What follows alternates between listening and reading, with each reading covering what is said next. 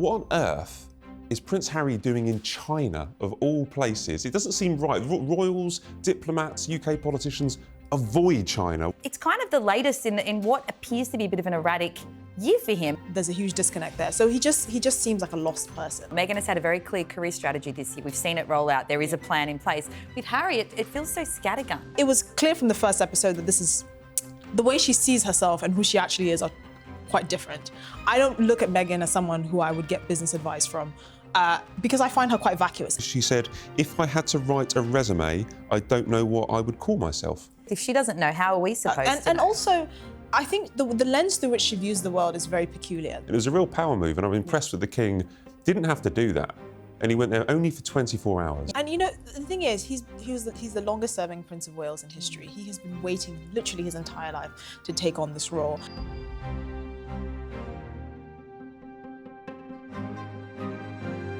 Hello, I'm The Sun's royal editor, Matt Wilkinson, and this is Royal Exclusive. This week, Charles shows soft power is king as he stands up for Canada on the world stage. Prince Harry takes to a stage of his own in China, of all places, and Meghan Markle finally delivers some confessions in a final podcast. Today, we welcome to the studio broadcaster and journalist Esther Krakue and news.com.au's royal reporter Bronte Coy.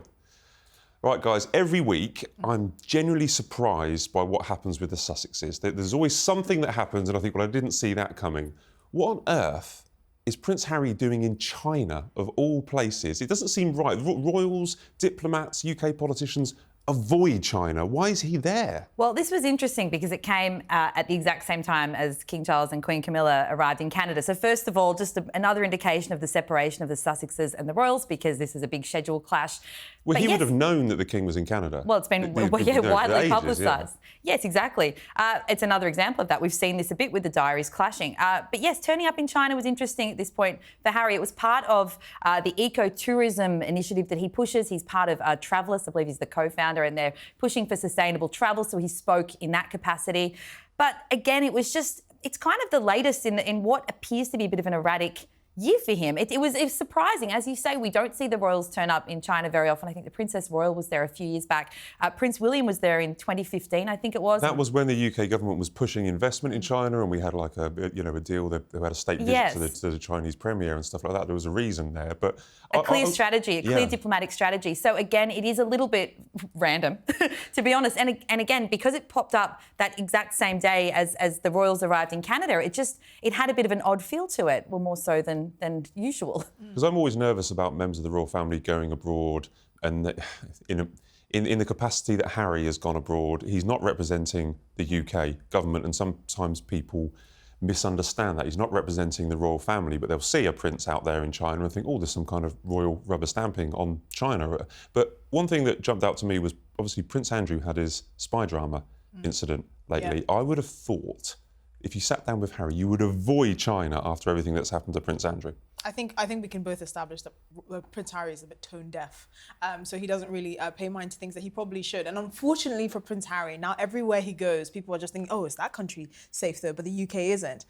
You kind of have to question his motivations around his sort of security troubles here in the UK when he is comfortable going to places like Colombia and China, and in some of these cases taking his wife there, even though he says that the UK is too unsafe for his wife. I feel like Prince Harry is a bit lost, and we've always said, it's been hard for him to adjust to life outside of the royal family, not having the well-oiled PR machine that made him a lovable character, which then kind of pulled back, made us think, oh wow, actually he's not that great, isn't he? But anyway, he's just trying to find himself. I think when the Centre Bali scandal happened, that for me was really quite shocking, because it became clear that he was kind of holding on to these initiatives in the way that he was as a royal. So you have this whole machine behind you to try and promote things that you think are important, but your capacity as a royal is what lends it legitimacy and attention.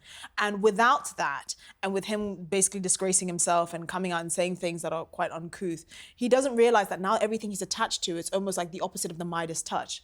But he's still pushing on with it. So sustainable travel, and yet you and your wife travel around in private jets all the time, trying to, the Centre Bali charity that is now kind of in controversy. there's a huge disconnect there. So he just seems like a lost person. And as you've just said then, and you've touched on some of the key points from the year, you look at, whether it's working or not, Meghan has had a very clear career strategy this year. We've seen it roll out. There is a plan in place. With Harry, it feels so scattergun.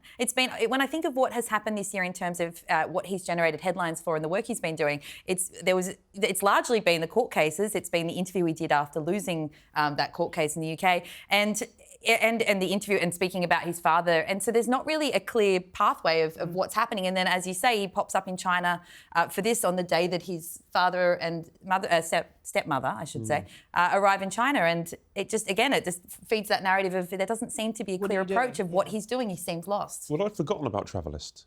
There hasn't been much noise about Travelist, so I think maybe he just took the opportunity to go and raise a bit of profile. But jokingly, a couple of months ago, I think when he went to Colombia and then Nigeria, when he was talking about security, I kind of joked on this show that where next he could go to North Korea, and it does appear that he's pretty reckless, or he's pretty comfortable with just going anywhere in the world without thinking about the consequences. And as you mentioned with the Chinese spy drama, that was only, we've lived a lot of lives in the last 5 months, but it's only been a few months since that all happened. It's very recent. And also, if you think about it critically, what else does he have left? I mean, he's resigned from the Senti Bali charity while it's being investigated. He's no longer a working royal. He has his other charity with the Invictus Games, but again, that's not as his involvement is not as in depth because it's every few years and all of that. Really, this is all he has left. Like you said, you forgot about Travelist, which he set up in 2019. It kind of feels like because there's nothing left. He's just watching Meghan go from experiment to experiment, taking his kids to school and dropping them off. But really, there isn't much there in terms of the man. What is the man about? No, it's interesting to see where he's going to go because you're pointing out there, it's all about Meghan. This year. It's been all about Meghan. So maybe he just saw an opportunity and thought, well, who cares? It's in China. I'll go out there and shout about Travelist. But as we pointed out, it was on the same day that the King and the Queen landed in Canada. There's often a suggestion, I hate it, but there's often people who might suggest, is he trying to steal the front pages or is he trying to steal the limelight? You can't steal the limelight from that state visit to Canada. It was pretty spectacular. What was your takeaway from the King and Queen in Canada, Bronte? Well, of course, it was the big speech. It was quite a quick tour, but he's really... 24 hours we were on the ground. Yes. But goodness, he made an impact. I think that was the whole point, right, of these quick trips. It was about being impactful. And given the speech that he made in Parliament and the, underscoring Canada's sovereignty and really speaking about it being such a free country, and obviously this is while all eyes of the world are on it because there are some tensions between Canada and the US in terms of the president discussing it as a 51st state. So it was a very pointed speech. It was a very supportive speech. And I think that, as I say, even though it was such a quick trip, it had such a major impact. So Harry's didn't really have cut through. You can't compare the two. No. This is my point. You can't compare Harry going to the Travelist in China and King doing this in Canada are two completely different things. I used to think, maybe it's a mistake, it's an accident. Prince Harry doesn't know, the King's schedule. Now I just think they kind of piggyback off of it. So it makes it a lot easier when something is happening with King Charles and he's making these trips for Prince Harry's name to kind of be shoehorned in there. And I think he's doing that strategically because it just doesn't make sense. On the King and the Queen visiting Ottawa, I kind of felt a bit sorry for them, especially when I heard the King reading his speech, because this man has had to travel to Canada because on the south of Canada's border, you have this president trolling Canada. He's clearly trolling as the 51st state, but he feels duty-bound to reiterate that it's obviously a free and sovereign country. Why does he have to do all of this? Well, because he's King of Canada. Well, yes, I know, but I felt sorry for him in that capacity. It's the impressive thing from the Kings, like Mark Carney, just recently been elected. One of the first things he chose to do was to get the King over to literally tell his southern neighbour, oi, if you even think about doing anything with tariffs or if you even think of doing anything about making us a 51st state, your mate, King Charles, that you like and you admire, he's the King of Canada. And it was a real power move, and I'm impressed that the King didn't have to do that. And he went there only for 24 hours. Yeah. There was just a couple of engagements, then he delivered that speech. And it was carefully written, but I think it did have the impact. But going forward, diplomatically, is he in hot water with Donald Trump now for going over and supporting Canada? Not. I don't think so. We know that the president adores the royals, but also again, we've seen, as you've just said, I think he handled this very well, and it's such a delicate balancing act because he was speaking really as the King of Canada in that scenario.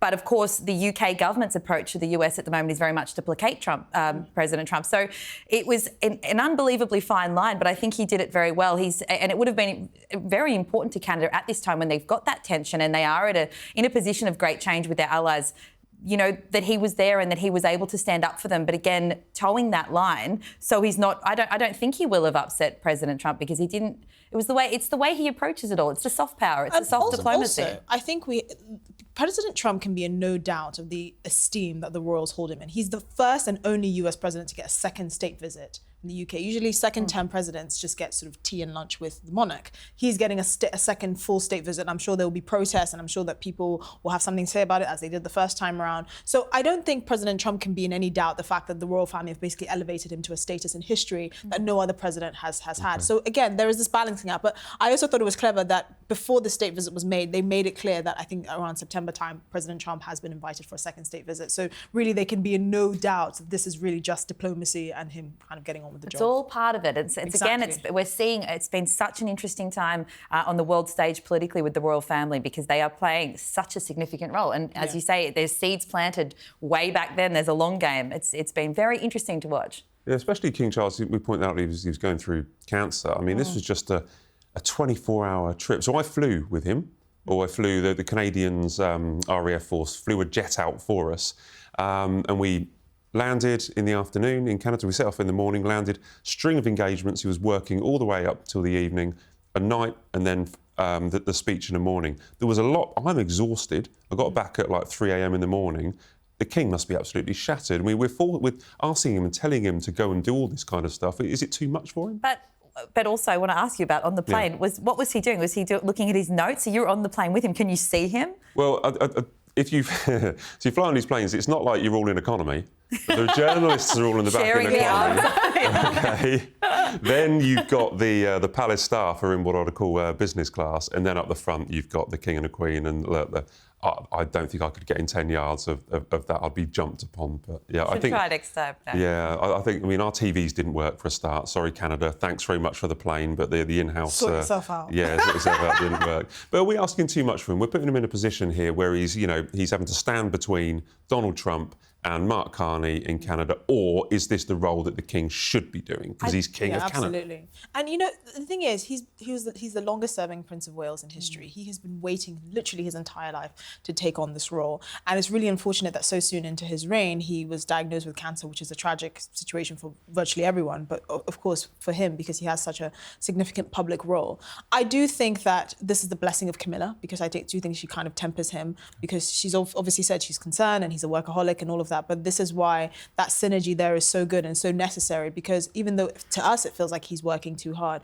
he's feeling like he's finally getting to do the duty he's been preparing his entire life for, and his wife is making sure that he doesn't push himself too far so he can stay with us for as long as possible. You're exactly right about that prince-in-waiting role. I think it's not so much a matter of whether he should be doing it. He clearly wants to do it. Yeah. You know, if he wanted to step down and hand it over to Prince William, I'm sure it's not a great time for William and Catherine, but at the end of the day, that if he really wasn't up to the job or didn't feel like mentally he could handle it, that is something that he could do. He clearly wants to. He's waited. He's trained for so long. Imagine training for the job of a lifetime for that long, and then yes, it's unbelievably unfortunate that happened so soon into his reign. But when he gets out and he does these things, I feel like you see a part of him. I'm certain he's exhausted afterwards. He must be resting up this week as he should, but it looks like that it energises him when he is able to wield the soft power that he has or take on the role as he should be doing and make a change. Yeah, well, his voice was cracked with emotion when he was delivering that speech. And we have a lot of Canadian viewers on here, and we were told on the way back on the plane that the speech was designed to be thought-provoking but not provocative, and that's that thin diplomatic tightrope that I think he's trying to negotiate. And because you were obviously there, what was the reaction like on the ground right after the speech? Well, there was a huge inside the Senate itself. There was they applauded at the right time. So when he hit the lines that he really wanted to hit, everyone applauded, and then there was a standing ovation afterwards. And I think we were told that Canada is more united than it's been before because it has this row with its southern neighbour. So you've got the francophone and the English speaking and the anti-monarchy kind of groups, but they're all kind of more united. And seeing the King stand up for them, I think, had a huge, huge impact. And there was big crowds outside. It was a sunny day, so that helped. And they had a little walk about. They don't have that very often. And crucially, there's a photo of you in the Parliament. I saw it. You need to put that on Instagram so everyone else can see. Yes, yeah. Just a little nudge in the right direction now that you're on social media so actively. I'm working hard, yes, behind the King. Now that your Instagram is I know, populated. like the influencer. The one thing we did know, you point out, I was in the Senate, in the press gallery. One thing I did notice, and you both very fashionable, by the way. You know, every time I see you, you're very well dressed. But Justin Trudeau's trainers. Did you see his trainers? So do you know what they are? Because I was looking at them. I called them gazelles. Gazelles. They're a trendy shoe. I personally don't like the shoe, but that's not even to the point here. I don't like the colour, but I know that they're like the one that we have here in London. The opening of Parliament is very different. It's much more ceremonial and more. It's fancier. That one is less fancy, but at the same time, it just looked disrespectful that he's wearing a suit with those shoes. It felt very deliberate. And I traditionally feel neutral/positive about Justin Trudeau. And I saw that and I thought it's disrespectful, firstly to the guests, very important guests, but also to what it is. You're at an occasion that does not warrant those sneakers, and they're not even plain white sneakers. At a push, I could get on board with that. But it just felt very deliberate and like a deliberate ploy to get the attention that it's getting. So I wasn't impressed. And there was also the problem of them just being ugly. They were ugly. They're very ugly. He could have done better. Yeah, he needed. I'm curious as to his motivation. I always find it suspicious when people know they're going to a very formal event, when they choose to dress outside of the dress code so outrageously. It's kind of like at the inauguration of President Trump, and Jeff Bezos' fiancée had her assets out in basically lingerie. And I found that so offensive because I don't want to see anyone's boobs on the good day. I certainly don't want to see them on an inauguration. And you know you're going to get that attention. Exactly. You know that the cameras are going to get that. It's actually quite shameless. And I just think someone with his years of public service, whether good or bad, should know better. And also, they're ugly. They were ugly. A few years ago, there was pictures of his socks. That made the front page over here in the UK. I think front page of the Times was he had some bright socks. Yeah, so you might public be right. schoolboy socks. Yeah, he was trying to get a reaction. us to talk about it. It's people just to talk odd. about it. I just feel I'm not sort of uptight about the dress code thing. I think you can go a little bit either side, but it just felt so deliberate and odd. I didn't like it. I don't think the King was particularly offended, by the way. He was busy. He had other things to do. on. I also think if you're going to break the dress code, don't wear things that are ugly, like categorically unabtractive. If anyone has these sneakers, Esther doesn't like them, and you cannot wear them. Absolutely not. No, honestly. Right, now, there's good news, or I may have phrased that differently, but there is good news because it's the last episode of Meghan's podcast. I don't mean there is a God. I don't mean it. I'm not saying it's good news because it's the last episode. It's good news because we finally have some confessions.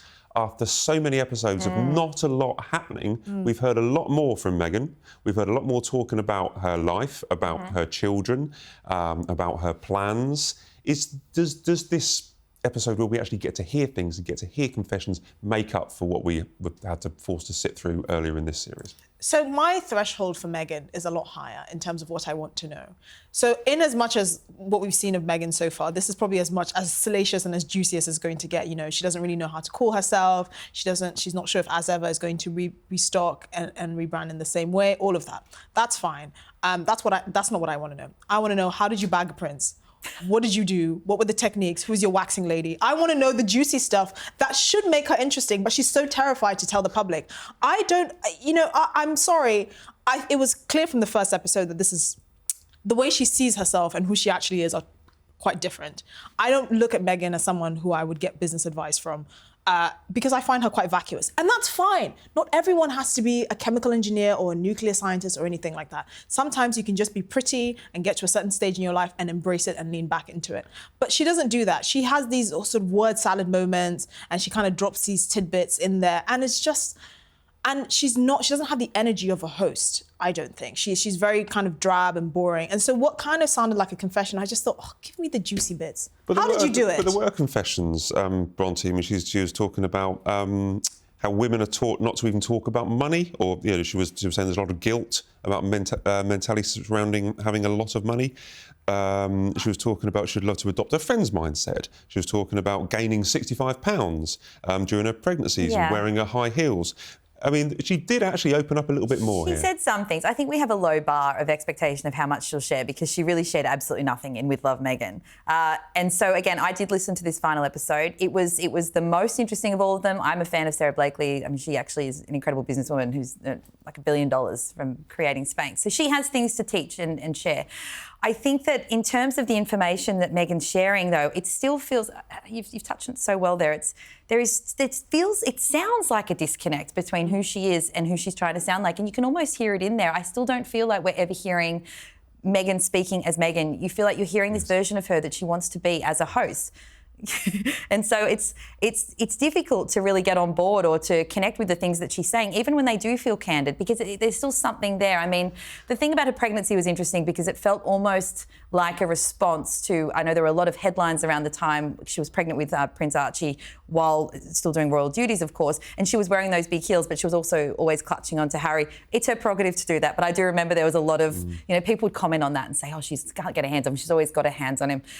I think it almost felt a little bit like a response to those negative headlines back there. In terms of the money, I also felt that possibly was a little bit of a response to, particularly since she's left royal life, there's been a lot of conversation around how her and Harry are earning money, or the fact that she was disappointed potentially with how much money or assets he brought to the table when they got married, and possibly it was less than she thought. All of that, maybe, but still I got to the end of the episode and I thought, well, what else do I know about Meghan? Yeah. It felt very vanilla. Well, you mentioned, Sophie, I mean, you both mentioned there that you weren't quite sure, who she was or what she's coming across. She did mention that in the podcast. She said, if I had to write a resume, I don't know what I would call myself.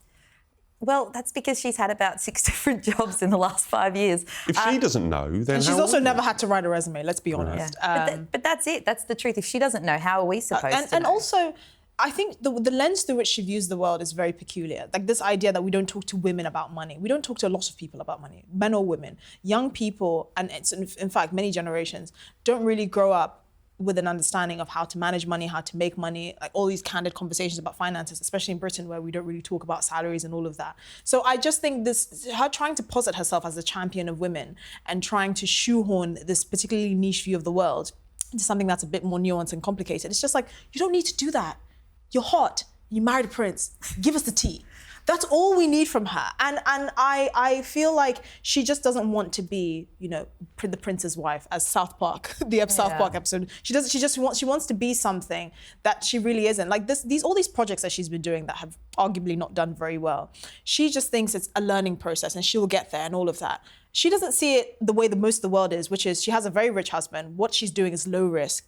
She could be losing that family 100 to 500 grand a year and it wouldn't dent their pockets really, because he came in as a very comfortable millionaire. Their Netflix deal has made them a lot of money. So she can be doing all these projects and thinking of herself as some sort of trailblazer. If I was a rich man and I had a wife and she was like, oh, I want to open a salon, go on. If it makes you happy, I'm happy to lose 200K a year because it doesn't really affect our finances. And as well, it's almost like that it's quite jarring then, because she has the guests on, for example, Jamie Kern Lima and Sarah Blakely, who have created really, really successful businesses from very high risk situations. Yeah, exactly. Particularly Sarah Blakely. She talks about how she started off with $5,000 US dollars.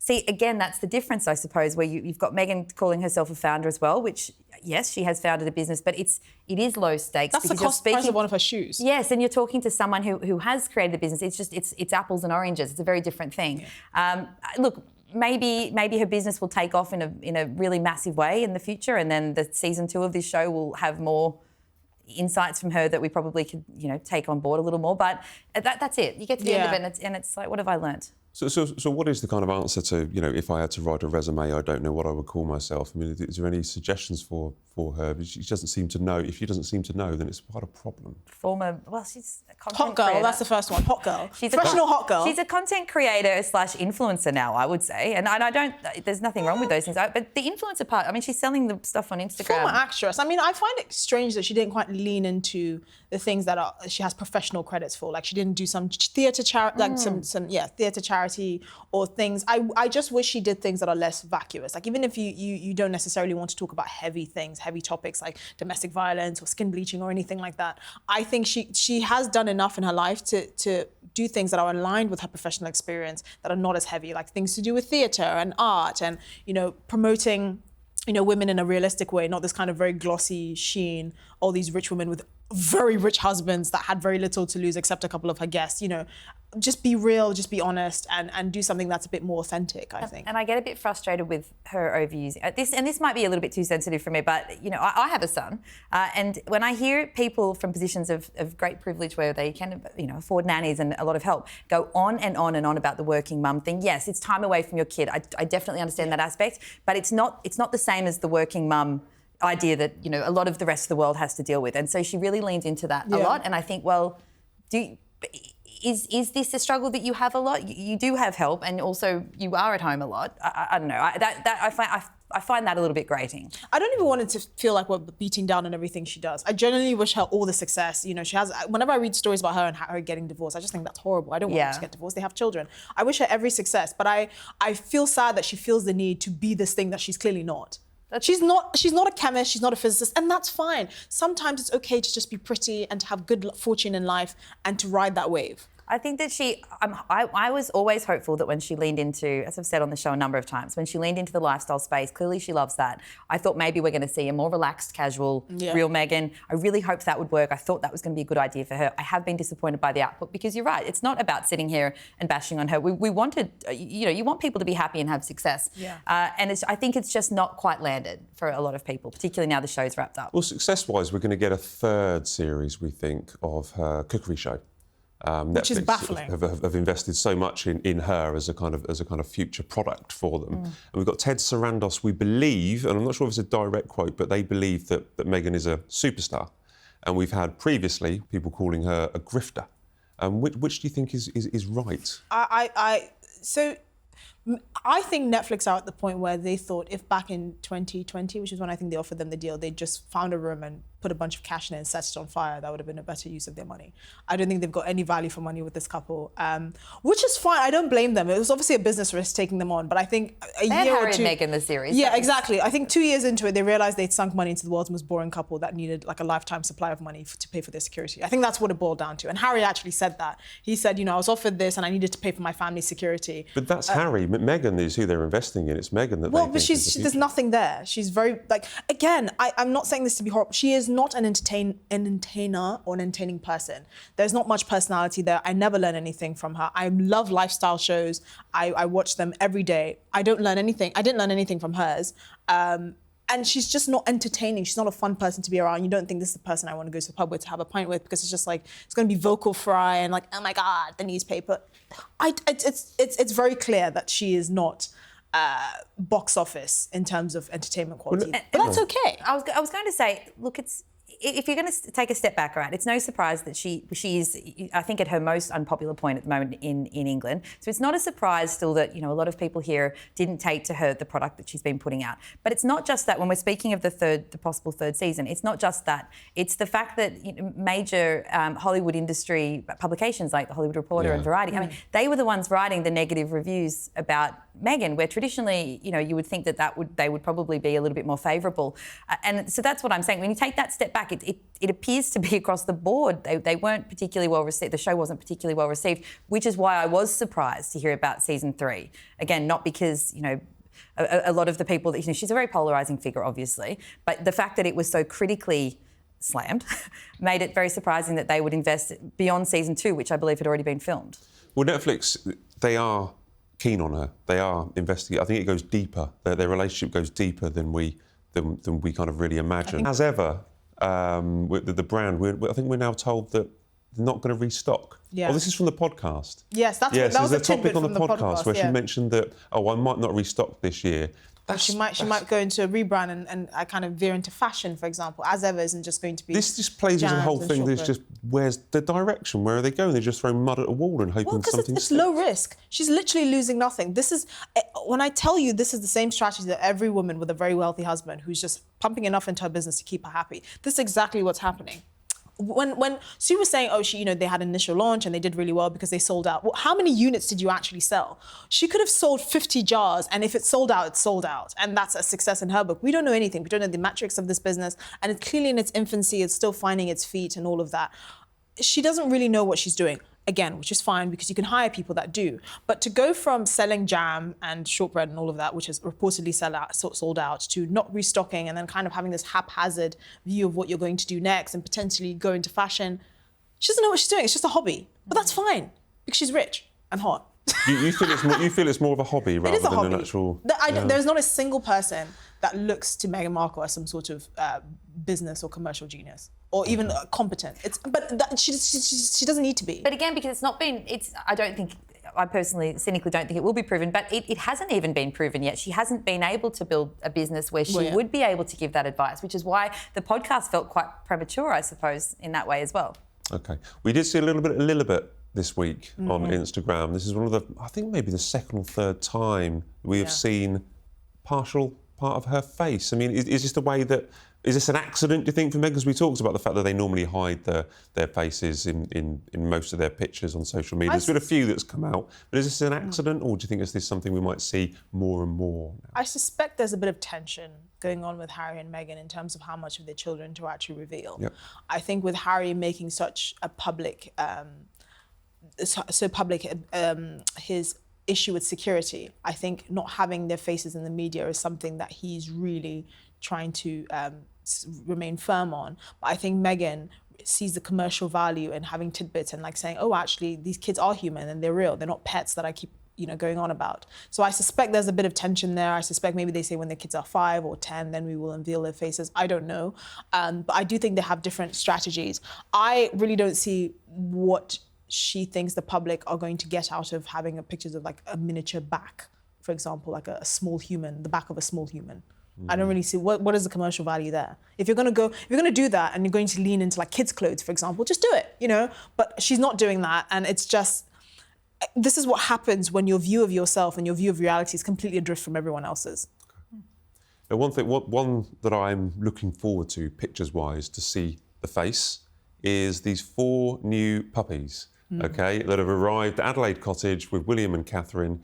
This is exclusive in The Sun this week, and we know that Orla, their black Cocker Spaniel, has had 4 puppies. We don't know the father yet. I love that part. I love that part of the report because it sounds like there's going to be like a Maury Povich, Jerry Springer style reveal down the line. Well, we don't know who the father is, but we've got the envelope. I'm hoping for this. I'm hoping for the first pictures. I'm hoping for an unveiling at Buckingham Palace, a christening with all the family photos. But it's good news, isn't it? We get 4 new dogs. The dogs are very important to the royal family. They're very important to James Middleton, who is Catherine's brother, who breeds dogs. So we think maybe the dogs came from that direction, but the children, they must be absolutely delighted to get 4 new puppies. It's so cute. It's so good for kids too to have that early stages of we had puppies born when I was little, and you have to take care of them, and you suddenly have a little bit of responsibility, and it's really exciting. I don't know if will they keep 4?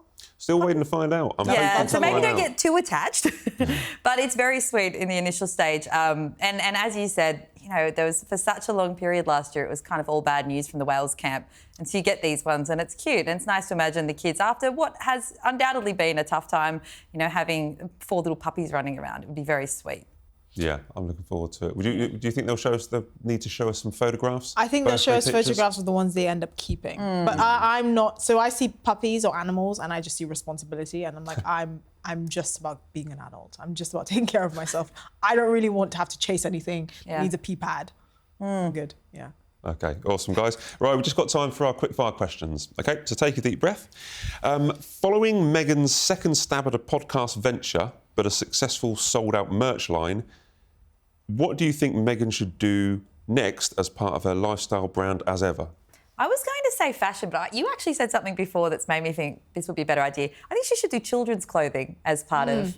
It would make more sense for her rolling the kids out more on Instagram. But also, I can see that's, if you go walk down Kings Road and whatever, and you see those beautiful little boutiques, I can see there being quite a high-end children's clothing line for her Montecito set with kids. I think that would be possibly an area that fits with what she's doing. And I think she should kind of lean into if she's not going to give us a tea and be salacious and spicy like I want her to be, lean into kind of the children's clothes, something to do with theatre, so like leaning into her own professional background. So as ever, like sort of theatre or acting books or classes or retreats or whatever. She can actually do things that doesn't involve her having this really curated view. She can just be the face of a brand and then have really community, child-friendly things like clothes and acting and all of that. I think that she can lean into that. That'd be. You want a podcast that is basically confessions of a.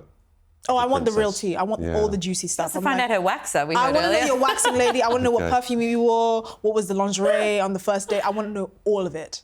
Maybe in a book, if she writes a book one day. I don't want to read a book. I want to hear them because I want to dig more. Okay.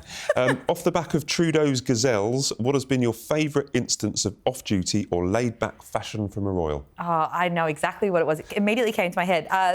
Princess Diana with the bike shorts and the Northwestern jumper, the sweater and the runners. That is, I think it was 1996 as a photo of her. I think she's leaving the gym. Absolutely iconic, to the point where I think Hailey Bieber recreated it for Vogue a few years ago, which was kind of weird. But the point is that it became this iconic moment. And she did that. She'd have the college sweatshirts and the bike shorts, and she looked so cool. I've got a story about that, by the way. Were you there? No. I was about to say. And she's carrying a Gucci bag. That's part of it. The photographers, because they used to make a lot of money selling pictures of Princess Diana, every time she turned up to Chelsea Harbour Gym, she started wearing the same clothes every day so that the pictures wouldn't look new, so they wouldn't make money off it. That's quite clever. That's really interesting. Quite clever, yeah. Well, I think I'm going to go Princess Diana as well, but that little black dress. I think the revenge dress. The revenge dress. That is spectacular. Because I just think, like, I tell the boy, I'm like, if you mess up, I'm wearing that. Shorter. 2 inches shorter. That was a stunning dress. Yeah. Yeah. And finally, what names would you give to the Wales's 4 new puppies? 1, 2, 3, and 4. You're not a big fan of Absolutely. dogs? No, I just can't be bothered with names. Because if I give you, like, exotic names, then I have to remember it. Fine. But also, as we said, I don't know if they're keeping them or not. You've got to be really careful not to start naming the pets if you're not going to keep them, because the kids will get very attached. They should give them little titles, though, like, Earl, Dukey, things like that, like cute stuff. Marquez. Yeah, get a bit, have a bit of fun with that. But again, unless they're keeping them, don't name them. Well, if they keep them, in theory, you have one for Charlotte, one for George, one for Louis, but then you've got the spare. So we know what happened to spares. Just have to call it Harry. Oh my gosh, absolutely amazing. Right, thanks so much, guys. That was awesome. That's all we have time for on this week's Royal Exclusive. Thanks so much for watching. Please leave your comments as we do read them, and don't forget to subscribe so that you never miss an episode. We'll see you next week.